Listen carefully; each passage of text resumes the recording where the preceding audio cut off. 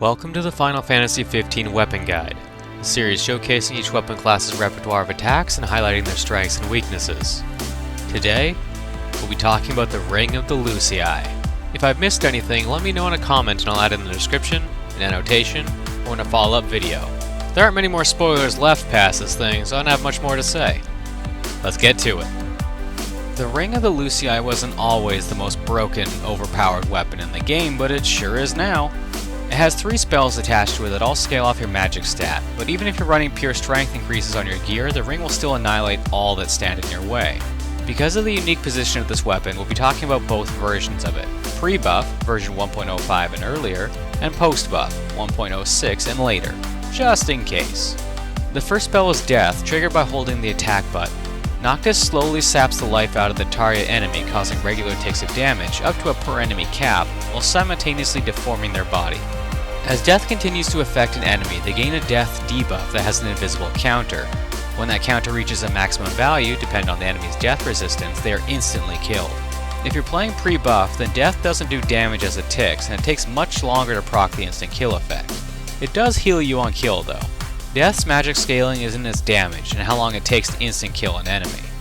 The second spell is a defensive one, Holy. This spell replaces Noctis' phase ability while the ring is selected, and causes him to counterattack with Holy Fire when an enemy attacks while he's in his defensive stance. Performing a blink with the ring equipped will cause Noctis to warp to the enemy, if defending against a ranged attack, and counter with an even stronger version of the spell.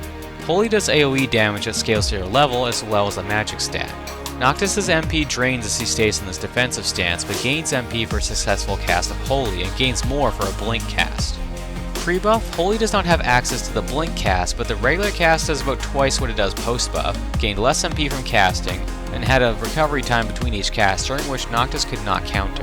The final spell, Alterna, is going to cost you all of your MP to use and has a minimum amount of MP to cast, about 80 to 90%. Triggered with the Warp Strike command, Noctis summons a portal to the void above a target enemy and has a chance of instant killing the target and any enemies within a fairly large radius around them.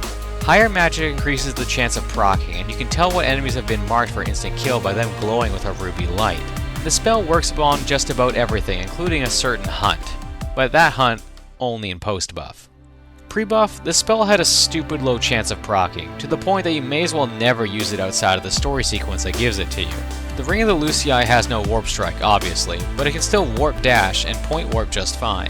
I've managed to trigger the sword class's Warp Strike before by inputting the command right as I finish a Point Warp, but it's a glitch. You don't need it anyway, the ring is broken. And so fun.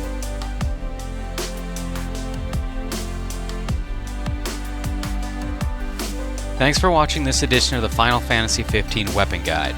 Though this is the last of the primary weapon classes, I still have a few more ideas in mind.